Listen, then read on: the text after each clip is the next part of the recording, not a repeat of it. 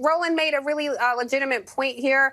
I will say, you know, a lot of black men sometimes feel like they're ignored or they're put down, particularly sometimes even by black women in the media. So this is not that. But I do hear Roland's point that felt ignored. But you feel ignored and then you go over to the other side. The oppressed feel oppressed. So then you go and try to align with the oppressor. So I'm not putting black men down, but sometimes it's like, well, some of you Kevin Samuels following Tariq Nasheed quoting people, please look at the truth and see what's happening and get in line with some of the black women. Is majority, like he said, vote Democrat, but that margin of people who can be plucked away from your people and go advance policies that harm your people, I just don't understand that. All right, guys. So after the 2020 election, the Democrat Party came out here and praised black women, liberal black women. You saved the democracy, right? You saved us from Orange Man bad, okay? And we all know what that resulted in. Just 2 years later, an open border, violent crime everywhere in all these liberal cities, inflation crisis, we have Ukraine, we have Afghanistan. I mean, just a flat out disaster across the board in this country. And again, I guess you can say we can thank liberal black women for that, right? Because Democrats claim they're the ones that saved democracy. So with that being said, certain candidates during the 2022 midterms are depending on the black vote to lead them to victory. And one of those candidates is Stacey Abrams, who's running against Brian Kemp to try to win the governor's seat in Georgia.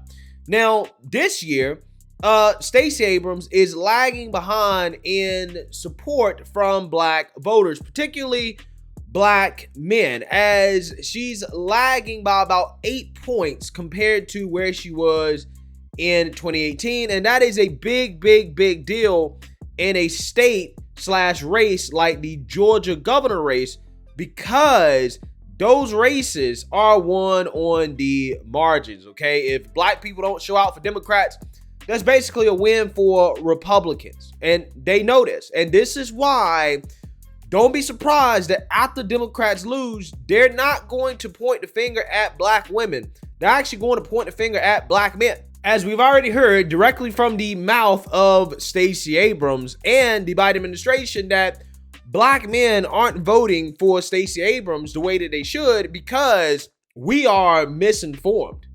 We are victims of misinformation. Take a look. And I do not believe it's because of a deep well of enthusiasm for my opponent. We know that black voters are often discounted. And unfortunately, this year, black men have been a very targeted population for misinformation, not misinformation about what they want, but about why they want what they deserve. And my campaign has been the only one that has very intentionally, thoughtfully, and consistently reached out. That has been misconstrued as concern when it indeed is just respect. Mayor Bottoms, I picked up on that because I'm just wondering, Stacey Abrams' focus on the misinformation that's being targeted at black men. And it makes me wonder, is she not getting the black support she needs in her race against Brian Kemp? Listen, Jonathan, I think that Stacey is spot on with that. I listen as my kids watch NBA highlights and whatever else they watch on YouTube. I hear the misinformation being piped in. My 12-year-old, my 14-year-old son, my 20-year-old is getting it. So there is definitely a target toward African-American men. Yeah, so according to these woke Democrats, right, these liberal black women, they're saying that black men are being misinformed, okay? And they're getting misinformation from YouTube, right? Watching NBA highlights. Like, you know, if you watch anything on the NBA, you're going to get any type of propaganda that's in support of the Republican Party. I don't think that's the case. I really don't. I think everything you're going to see from the NBA is going to be in support of the woke Democrat agenda, okay? But hey, don't let facts get in the way of the narrative here, because the narrative is that black men are too stupid to vote correctly. We're too dumb, right? We're misinformed because we don't want to follow liberal black women down the woke Democrat rabbit hole. And I want to talk about Miss Brittney Cooper, who last time I checked was a woke feminist professor out of Rutgers University. She has a job that probably should not exist, right? But, you know, hey, it is what it is. She takes it a step further in this speech that she gave in which she accuses black men of being victims of the demon of disinformation, along with being sexist. And that is why black men are willing to vote for Raphael Warnock over Stacey Abrams. Take a look. Only to a chosen few.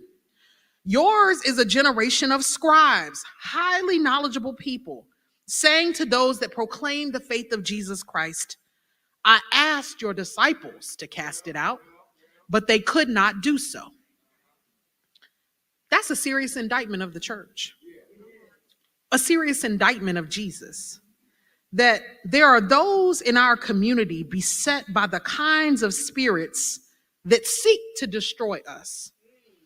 We need to think robustly, just for instance, about the demon of disinformation that permeates our communities and that renders some of our most vulnerable men, our most visible men, the Kanyes and Kyries, the Drakes. Keep Megan Pete's name out your mouth. Okay.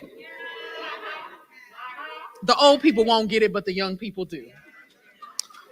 The Drakes and Tory Laneses of the world, foaming at the mouth, rapidly spouting anti-Semitic, anti-Black, anti-feminist, anti-factual statements.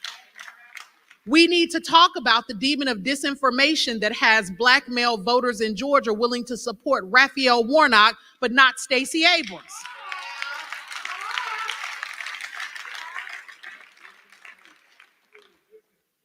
Come on, disinformation. We need to think about the spirits that inhabit us that make us unwilling to speak, even as literal fires and floods threaten to engulf us, the spirits that cause us to be cowardly in the face of abdications of responsibility to Black people and our well-being by those with the power to change it. Yeah, so you guys see the agenda here, right, from the Black liberal woman, okay? When you don't support Democrats, when you are anti-feminist, okay? When you stand up for yourself as a Black man, you see what they do? They try to tear you down, right? Because you don't want to vote for Stacey Abrams, or you say something about one of their Black queens driven by the spirit of Jezebel, right? Like Meg Thee Stallion. That's who she's referring to, just to kind of peep you guys on what she's talking about there. She was referring to a line in Drake's new album in which he, allegedly dismissed Meg Thee Stallion's claims that she got shot in the foot by Tory Lanez. And all the liberal Black women on Twitter got so upset about it. It was boo-hoo-won and cried about it. It was going after Drake. Drake dropped the best album that I've heard from him in years, okay? And I knew it would be fire. When liberal Black women were upset, I said, this is going to be some heat. And he did not disappoint. But that's besides the point. I'm just saying. This is what they do, right? They're going to blame us because we don't want to fall in line behind the liberal agenda anymore. And keep in mind, this is the same professor, okay? This is the same professor that is telling Black women who she cares about so much, right? Demons that seek to destroy us. She's the one telling Black women that obesity is racist. Like, I hate when people talk about Black women being obese. I hate it. Because it becomes a way to blame us for a set of conditions that we didn't create. We're moving, we're taking care of kids, but our food quality suffers. We are living in the Trump era. And look, those policies kill our people. You can't get access to good health care, good insurance. The research says that Black women, when we do the same diets as white women, we lose less weight and we lose it slower, even when we're following the diet, than our white women counterparts. And what public health practitioners think is that our stress responses in the body change our metabolism. It's literally that the racism that you're experiencing and the struggle to make ends meet actually means the diet don't work for you the same. That clip will never get old, bro. No. It's not because you don't exercise. It's not because you don't eat right. You eat fast food, okay? You drinking sodas, tea, okay, juice.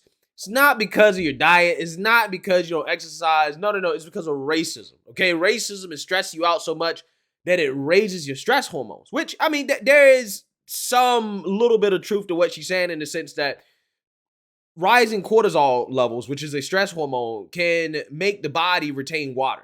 okay, which makes it harder to lose weight. But that doesn't mean they're not losing fat. It just means they're not losing water because the body is retaining water due to elevated cortisol, right? So she's almost there, but not quite, okay, because she doesn't know what she's talking about.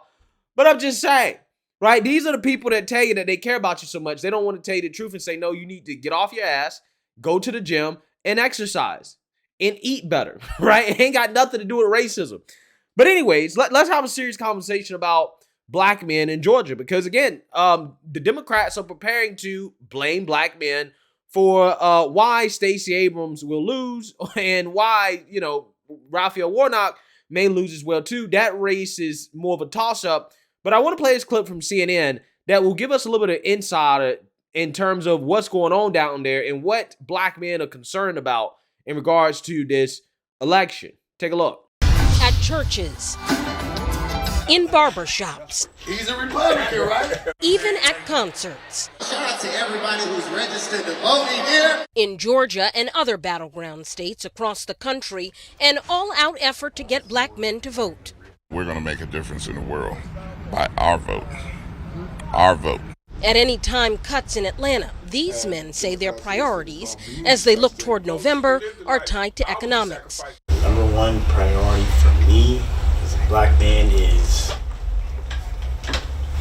maintaining my business. In a recent conversation hosted by Black Men Decide and the Atlanta Urban League, voters said they feel like both parties aren't messaging directly to them. Historically, I feel like it's kind of been the Republicans that, look out for business owners from a tax perspective. I know that if the agenda for black men works, it works for everyone.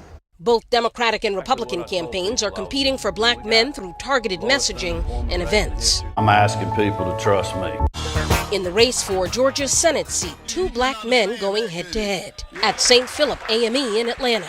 If it wasn't for you brothers and other brothers out there voting, Georgia would be a different place. A final push from Georgia's Democratic candidate for governor, Stacey Abrams' campaign, to highlight her black men's agenda, a plan to invest in black-owned small businesses. We do talk directly to black men in their areas of focus, seeing what interests them, because we can't take anyone's vote for granted. One voter said he senses Republicans are making gains with black men.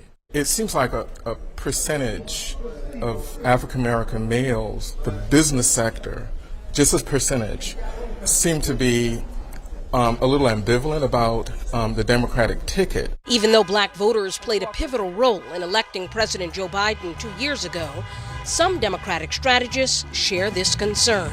Republicans have really spent the time to understand the issues that are of concern to black men, specifically those around access to capital and criminal justice reform. But longtime organizers suggest those worries are overstated and are confident black men will turn out for Democrats in big numbers in Georgia and across the nation.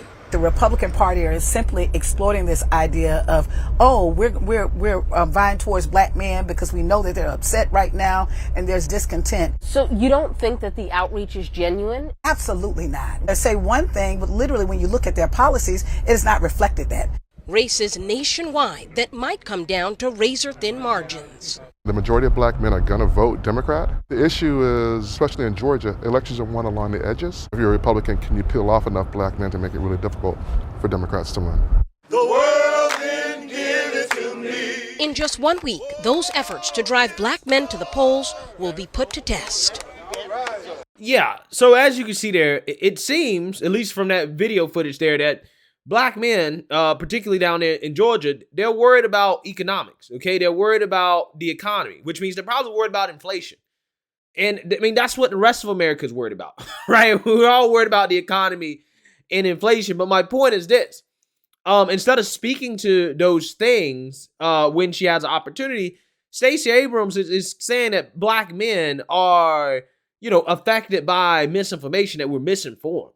Okay, as if we can't make our own decisions about which party might be the best for us when it comes to economics and business, which again, historically speaking, right? If you're a business owner, the Republican Party has been very good to you, right? And with black people, black men particularly wanting to be entrepreneurs. If you are an entrepreneur, if you are a business owner, yeah, you're probably going to want to think about voting for the Republican Party, right? I'm just saying, there's no shame in that. There's no shame in that whatsoever.